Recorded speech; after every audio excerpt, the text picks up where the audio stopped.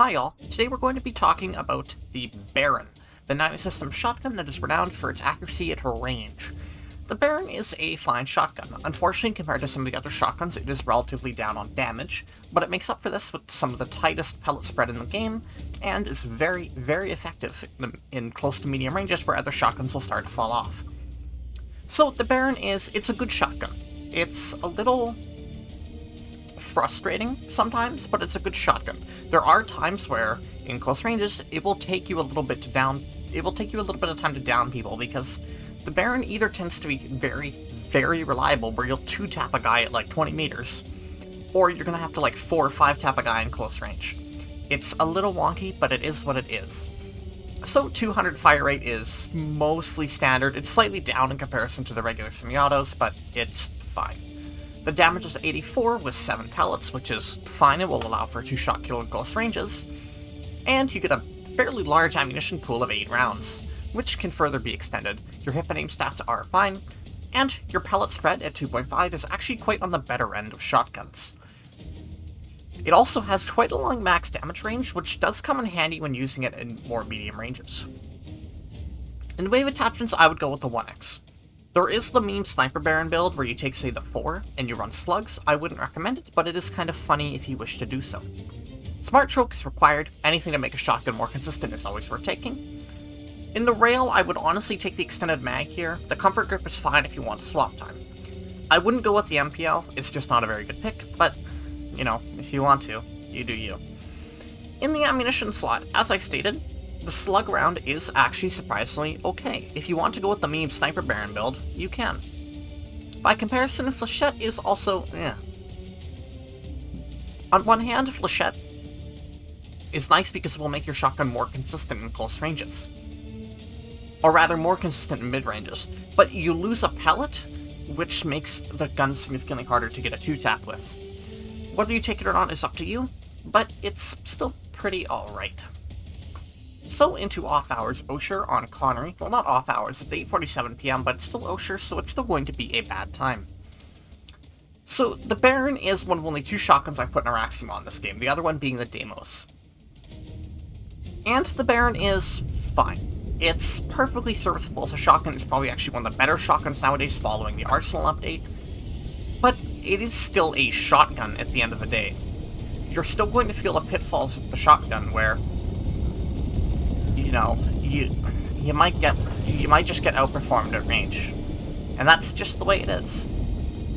Of course, you might have, because it's a Baron and because the pellet spread is relatively good and the range is relatively good on it, you know, you might actually get lucky and have some really quick downs at range. That's kind of the way the Baron goes. It's consistently inconsistent, if that makes any sense. I'll try and elaborate on that point. Sometimes the Baron is a tragedy. Sometimes it takes way too long to kill a single target that's not even that far away from you. Other times, as I mentioned, you will 2-shot a guy who is relatively far away. And in this regard, the Baron can, emphasis on can, be one of the nicer shotguns to use. Because, since it can be quite effective at range compared to other shotguns, it can be quite nice. And of course, it is still a 2-shot at close ranges, so provided your pellet spread is good, you can still knock kills relatively quickly. But when the Baron starts to fail, you're going to feel it. When it fails badly. Of course, this is the nature of all shotguns, but it honestly is felt, in my opinion, it's felt the sharpest on the Baron, at least compared to the shotguns that I've used, just because of the individual pellets on the Baron don't deal that much damage. It's only 84 damage. So as soon as they start to miss, your damage sinks. And there's not a whole lot you can do about this. Of course, you can't take Flechettes, and then you'll get a further 84 damage range, but then you lose a pellet, and you lose even more alpha. So, in a sense, a lot of your attachments are compromises. You can make the gun a little bit more consistent, especially at medium ranges, but at the same time, you also reduce its consistency because you have to give up.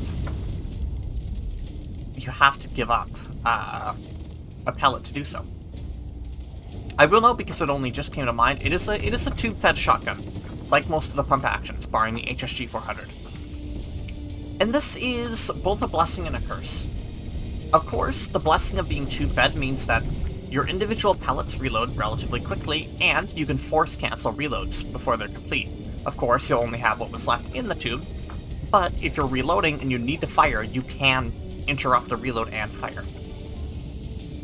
However, because it's tube-fed, if you run this dry, and remember, you've got 10 rounds in this thing, if you're running extended, which I would argue you should be, it takes a bit of time to get everything cycled back into the gun.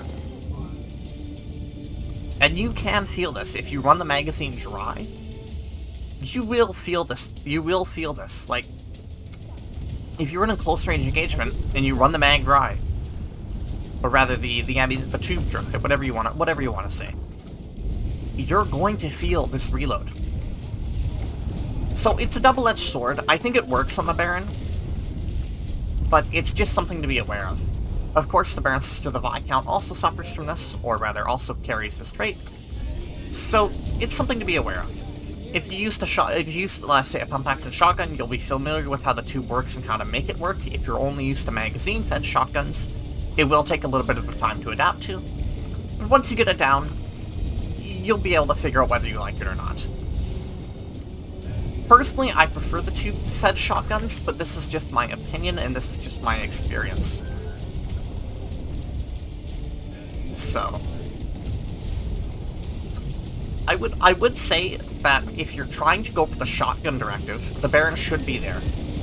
It is one of the stronger shotguns right now, post-Arsenal, and, you know, it is funny when you hit people from really far away, but other times it's super inconsistent and you just don't kill a damn thing, and that's really unfortunate when that happens.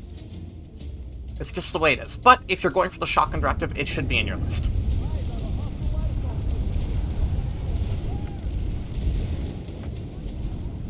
Anywho, we'll use it a bit longer before we call it quits. And that's what I mean. Sometimes that just happens, and you'll leave people with a little bit of health left, and it's super frustrating when it does. Actually, I think that's probably a good place to stop it. So, in recap, the Baron is a very nice shotgun. Obviously, it has more range than some other shotguns available, but you do pay for this with some weird inconsistency that can happen due to its low overall damage.